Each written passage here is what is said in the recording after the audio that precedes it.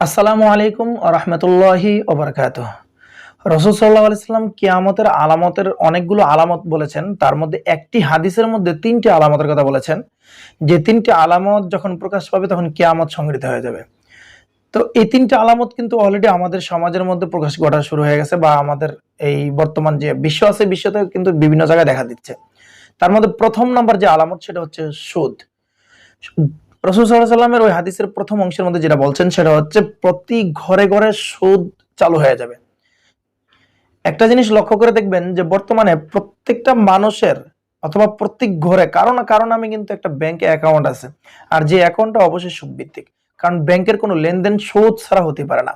এইজন্য ওই দিকে যদি একটু খেয়াল করা যায় তাহলে দেখা গেছে যে প্রতি ঘরে, ঘরে সুদের আইন চালু হয়ে যাবে। এটাই স্বাভাবিক।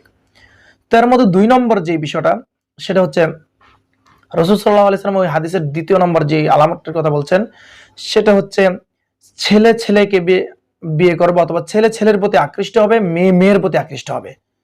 এখন বর্তমানে একটু চায়া দেখেন যে আমাদের সমাজে কিন্তু অলরেডি এই বিষয়টা কিন্তু প্রকাশ হওয়া শুরু হয়ে গেছে। যদিও আমাদের দেশে এখনো পর্যন্ত এটা নিয়ে এত মাতামাতি হয় নাই। কিন্তু বহির্বিশ্বের দিকে একটু খেয়াল করে দেখেন আইন করে কিন্তু এই জিনিসটা হচ্ছে। আর বাকিটা বিস্তারিত বললাম না। অবশ্যই সেটা বুঝে নিবেন। যেটা কিসের আলামতের দিকে বলছি যে একটা প্রাকৃতিক নিয়মে একটা ছেলে একটা মেয়ের প্রতি আকৃষ্ট হবে এটাই স্বাভাবিক। কিন্তু বর্তমানে দেখা গেছে যে এমন কিছু জাতি বা এমন কিছু লোক তৈরি হইতেছে যেটা মেয়ে মেয়ের প্রতি আকৃষ্ট হচ্ছে, ছেলে ছেলের প্রতি আকৃষ্ট হচ্ছে। অর্থাৎ ছেলে ছেলেকে বিয়ে করতে চাচ্ছে, মেয়ে মেয়েকে বিয়ে করতে চাচ্ছে। এটা এক ধরনের লাওয়াতাতের মধ্যে পড়ে। তো আল্লাহ রাব্বুল আলামিন আমাদেরকে এই বিষয়গুলো বোঝার তৌফিক দান করুন। অবশ্যই আপনারা বুঝতে পারছেন। ৩ নম্বর যে বিষয়টা নিয়ে আলোচনা করব সেটা হচ্ছে রাসূল সাল্লাল্লাহু আলাইহি ওয়াসাল্লামের এই হাদিসের ৩ নম্বর যে অংশটা আছে সেটা হচ্ছে মদ পান করা। আমরা সকলেই জানি যে মদ পান করা এটা সম্পূর্ণ হারাম। কিন্তু এই জিনিসটাই পান করবে মানুষ অন্য কোনো নাম দিয়ে। অন্য কোনো লেবেল লাগায়ে বা অন্য কোনো তার স্টিকার লাগিয়ে তারপরে সে এটাকেই পান করবে।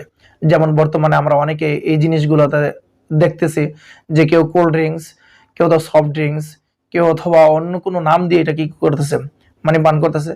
কিন্তু খাচ্ছে মদ কিন্তু নাম দিচ্ছে অন্যটা। উল্টো একটা নাম দিচ্ছে। তো এই যে বিষয়টা একটু খেয়াল করে দেখেন যে বর্তমান সমাজে এই ৩টা জিনিস আসলে কি এখনো বাকি আছে না আইসা পড়ছে? অলরেডি চলে আসছে। তো আল্লাহ রাব্বুল আলামিন আমাদেরকে এই বিষয়গুলো বুঝার তৌফিক দান করুক। অলরেডি কি আমাদের খুব কাছাকাছি চলে আসছে। আল্লাহ রাব্বুল আলামিন যেন আমাদেরকে ঈমান এবং আমলের সাথে জিন্দেগি পরিচালনা করার তৌফিক দান করেন। ওয়া মা তাওফীকি ইল্লা বিল্লাহ। নাসরুম মিনাল্লাহি ওয়া ফাতহুন করিব। ওয়া আখিরু দাওয়ানা আলহামদুলিল্লাহি রাব্বিল আলামিন।